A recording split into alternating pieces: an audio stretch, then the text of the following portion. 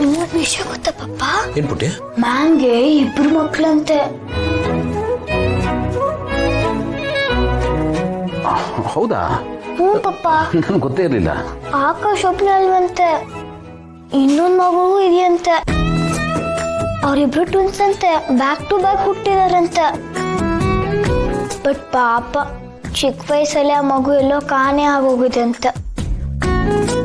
ಅದಕ್ಕೆ ಈಗ ಆ ಪಾಪುನ ಹುಡ್ಕೋದಿಕ್ಕೆ ಮ್ಯಾಮ್ ರಜೆ ಹಾಕಿದ್ದಾರೆ ಅಂತೆ. ಓ ಓಕೆ. ನಿಜವಾಗ್ಲೂ ಪಾಪ ಅಲ್ವಾ ಪಪ್ಪ? ಅದನ್ನ ಕೇಳಿ ನನಗೆ ಬೇಜಾರಾಗುತ್ತೆ, ಇನ್ ಮ್ಯಾಮ್ಗೆ ಎಷ್ಟು ಬೇಜಾರಾಗಿರ್ಬೇಕಲ್ವಾ ಪಪ್ಪ?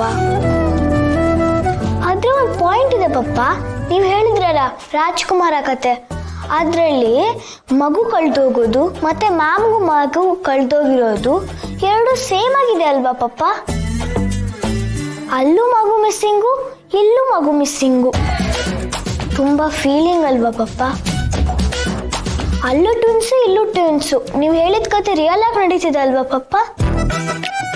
ಆ ಥರ ಹೇಳಿದ್ನಾ? ನನ್ಗೆ ನೆನಪೇ ಇಲ್ಲ. ಬಟ್ ನನಗೆ ನೆನಪಿದೆ ಪಪ್ಪ, ಯಾವುದು ಮರ್ತಿಲ್ಲ. ಮ್ಯಾಮ್ ನಿಜವಾಗ್ಲೂ ಪಾಪ ಅಲ್ವಾ ಪಪ್ಪ? ಅವ್ರನ್ನ ನೋಡಿದ್ರೆ ಅಯ್ಯೋ ಅನ್ಸುತ್ತೆ.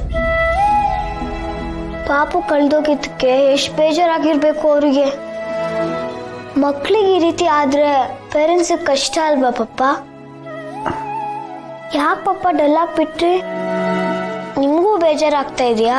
ಬೇಜಾರಾಗಿದ್ದೀರಾ ಅಲ್ವಾ? ಇಲ್ಲ ಪುಟ್ಟಿ, ಆ ಥರ ಎಲ್ಲ ಏನೂ ಇಲ್ಲ. ಹೌದು, ಇದೆಲ್ಲ ನಿನ್ಗೆ ಹೇಗೆ ಗೊತ್ತಾಯ್ತು? ಅವ್ರು ಮಾತಾಡ್ತಿದ್ರು ಪಪ್ಪ, ಅದನ್ನ ಕೇಳಿಸ್ಕೊಂಡು ಬೇಜಾರಾಗಿತ್ತು. ಅದಕ್ಕೆ ನಿಮ್ಮ ಹತ್ರ ಬಂದು ಹೇಳ್ಕೊಂಡೆ. ಪಾಪ ಅಲ್ವಾ ಪಪ್ಪ? ಆ ಮಗು ಎಲ್ಲಿದ್ಯೋ, ಏನ್ ಮಾಡ್ತಾ ಇದೆಯೋ ಒಂದು ಗೊತ್ತಾಗ್ತಾ ಇಲ್ಲ.